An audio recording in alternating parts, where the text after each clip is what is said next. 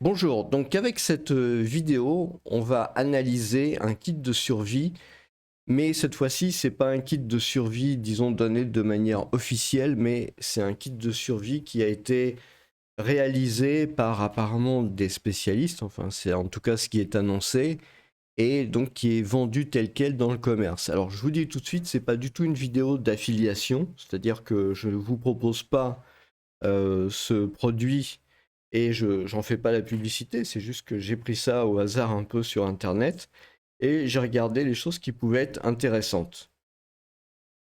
Donc, qu'est-ce qu'on peut voir? Alors, 95% des situations critiques peuvent être résolues dans les 72 heures, mais les premières 72 heures sont extrêmement critiques. Donc ils ont travaillé avec un certain nombre de spécialistes pour élaborer ce qu'il y avait dans ce sac. Alors, on va voir de manière détaillée en fait tous les éléments qui composent le sac. Je vais vous donner mon avis sur la question. Mais d'abord, avant de commencer, pour moi, c'est vraiment important de ne pas nécessairement avoir les meilleurs outils. Là, en fait, ce que je veux faire sur cette vidéo, c'est plutôt trouver éventuellement des idées originales, mais c'est vraiment important de maîtriser le matériel, c'est-à-dire apprendre à s'en servir, savoir le réparer, savoir le changer, c'est vraiment très important. Donc, on va faire le tour de tous ces éléments. Alors, tout d'abord, il y a quelque chose qui me paraît assez intéressant, c'est cet élément-là. On voit un Mylar Survival Tent. Donc, c'est un matériel qui réfléchit la chaleur, qui est étanche et qui va permettre d'être monté en quelques secondes. Donc, c'est valable pour 2 adultes. Moi, je trouve ça, le concept intéressant. Alors, je ne sais pas comment est fait la tente en question, mais si c'est une tente qui englobe complètement les personnes, je pense que c'est vraiment très intéressant parce que le mylar est effectivement un matériau qui permet de isoler au niveau thermique de l'environnement. Donc ça peut être intéressant, par exemple, quand il fait froid, d'avoir ce genre d'élément. C'est la première fois que je vois quelque chose comme ça et je trouve que c'est plutôt intéressant. Ensuite, on a des allumettes qui peuvent fonctionner, qui peuvent être allumées durant la tempête, voilà, Stormproof Matches. Donc elles peuvent brûler pendant 12 secondes et seulement il y en a 15. Bon, 15, euh, c'est peut-être pas suffisant, mais l'idée est intéressante, encore une fois, c'est-à-dire d'avoir des allumettes qui peuvent s'allumer même dans des conditions très difficiles. Alors, ensuite, on a là des tissus antibactériens. Bon, ça peut être intéressant, effectivement, à condition que ce soit vraiment quelque chose de très sérieux. Ça peut être intéressant. Moi, à vrai dire, je préfère quand même les choses en pièces détachées. Ça veut dire que je préfère quand même acheter ça séparément sur quelque chose de spécialisé. Mais bon, voilà. Ensuite, une flashlight, c'est une lumière, une lampe assez forte.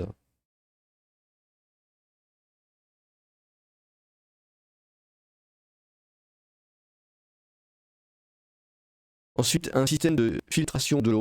Donc ça peut être aussi intéressant, hein. On voit tout un système de filtrage. Euh, Tout un système de filtrage, mais je pense que c'est vraiment nécessaire, surtout pour un pack d'urgence, d'avoir des cachets, par exemple, qui permettent de purifier l'eau. Ça, pour style micro-pur, ça me paraît vraiment le complément indispensable, parce que c'est bien de filtrer, mais filtrer, c'est pas suffisant, en fait. Ensuite, on a le multi-tool, donc Guardman Stainless Steel Multi-Tools. Ok, il y a pas mal de choses. Faut pas oublier, enfin, c'est un peu triste de rappeler ça, mais qu'en France, les couteaux sont interdits. Donc, si vous avez le moyen de bloquer la lame là-dessus, bah, malheureusement, c'est peut-être pas une très bonne chose de se balader avec ça en France. Ensuite, Shemlight. En fait, c'est pour avoir une source de lumière d'origine chimique. Donc, c'est le genre de truc qu'on doit probablement casser et ça produit de la lumière pendant un certain temps. Space Blanket. Donc, c'est aussi en fait, c'est la couverture de survie classique hein, en millard telle qu'on la connaît, avec une surface dorée et une surface argentée pour isoler de la température. Une radio, donc avec flashlight, une radio AM/FM. Je pense que ça doit être possible de pouvoir trouver des radios à des prix relativement raisonnables et solides. Le problème avec les radios, c'est que si elles sont faites maintenant, enfin, je veux dire, dans les années 2020, peut-être la qualité de la construction est pas sublime. Peut-être ça vaut le coup quand même de trouver des radios qui datent quand même d'il y a, je sais pas, 30-50 ans, de manière à avoir quelque chose qui soit relativement solide. Le problème, c'est il faut que ça soit aussi portable. C'est du duct tape. Ça aussi, c'est quelque chose de très important. Du duct tape, c'est vrai qu'il faut tout le temps en avoir sur soi. Même au quotidien, en fait, ça aide vraiment énormément. Le magnésium, donc ça c'est un fire steel en gros, hein. Donc le fait d'utiliser le magnésium va permettre de faire un départ de feu. Les rations d'urgence, donc ça a une durée de vie de 5 ans. Et puis bah, vous avez un certain nombre de calories, bon ça vous connaissez un peu le genre de choses, j'en ai présenté quelques-unes sur la chaîne. De la paracorde, donc là 30 foot c'est 30 mètres, ça va être long, voilà, c'est très utile évidemment. Sunscreen, SPF 30 sunscreen, ouais, le problème, voilà, c'est un peu le problème des choses qui sont toutes faites, des packages tout faits, c'est qu'il n'y a pas nécessairement ce qui vous convient. Si vous avez la peau très blanche, du SPF, il faut du SPF 50, quoi, le maximum, au moins. Euh, Ensuite, vous avez donc des masques avec du charbon actif pour filtrer l'air. L'idée à propos des masques, hein, c'est qu'il faut avoir une qualité qui soit au moins égale au FFP2 pour vraiment filtrer les bactéries, les virus, tout ce qui est les pollutions, les particules PM, etc. Voilà, ça c'est vraiment important. Vous avez un bonnet en acrylique. Bon. Ensuite, vous avez des gants pour assurer un meilleur grip. C'est vrai qu'en situation d'urgence, avoir des gants, c'est pas plus mal, hein. Mais dans ces cas-là, il faut probablement choisir des gants. Il y a des gants qui existent qui sont pour les forces de l'ordre que vous pouvez trouver en surplus militaire. C'est des gants qui sont spécialement durcis. Et par exemple, bah, vous pouvez pas vous couper, ni il peut pas y avoir une piqûre qui traverse le gant. Donc ça, en situation d'urgence, c'est bien parce que bah, les petits bobos qui vous ralentissent, c'est vraiment pas une très bonne chose. Ensuite, vous avez des lunettes de protection. Bon, pourquoi pas. Un pack de... C'est un paquet de produits chimiques réchauffants qui peut durer une dizaine d'heures, qui sont activés par l'air. Bon, je ne sais pas si c'est vraiment utile, ça dépend des pays évidemment. Une bouteille d'eau. L'eau, c'est particulièrement important. Autant vous pouvez vous passer de nourriture pendant pas mal de temps, autant l'eau, c'est pas possible. Et l'eau, en plus, ça sert vraiment pour plein de choses. Il n'y a pas seulement à boire, mais éventuellement pour même préparer des plats chauds, vous avez des réchauds chimiques où vous devez mettre de l'eau pour pouvoir activer la réaction et donc produire de la chaleur. vous avez plein d'utilisations, donc l'eau, c'est vraiment effectivement quelque chose d'assez indispensable. Le First Aid Kit, donc ça, c'est tout ce qui est pour soigner, vous êtes blessé, etc. C'est toujours quelque chose de nécessaire. Et puis, après, vous avez une pelle comme ça, voilà, une pelle pioche, qui va permettre de creuser. Faut faire attention à ça parce que moi j'en avais une, franchement. Soit il faut trouver quelque chose de très solide, soit il faut manier ça avec précaution parce que même en creusant, voilà, en faisant attention, on peut quand même l'abîmer assez rapidement. Donc voilà. Ensuite, vous avez ici la liste du contenu, hein. Bon, c'est en anglais, mais ça reprend vraiment tout ce qu'il y a dans tout ce que je vous ai montré.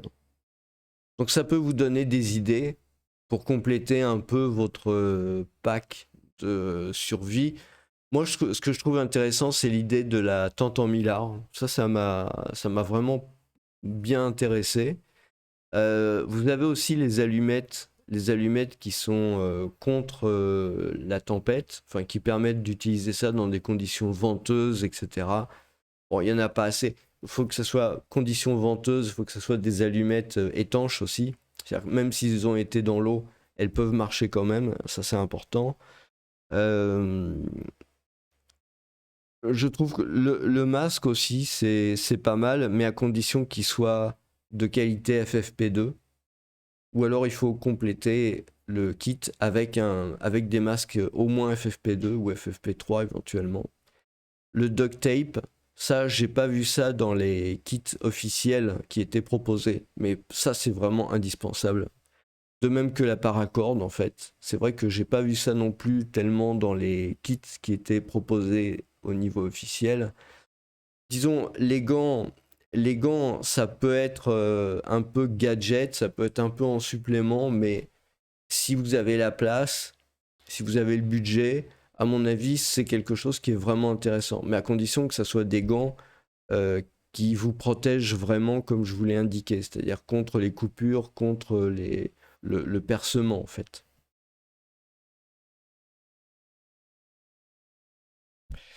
Sinon, tout ça, bah, c'est dans un ensemble, vous voyez, c'est assez bien réparti. Ce qu'il faut aussi dans un sac de survie, c'est pas avoir à chercher 3 heures un truc. Donc il faut avoir, même si c'est pas aussi bien organisé que ça, c'est-à-dire même si ça tient pas comme ça aux parois, c'est bien quand même d'avoir chaque élément.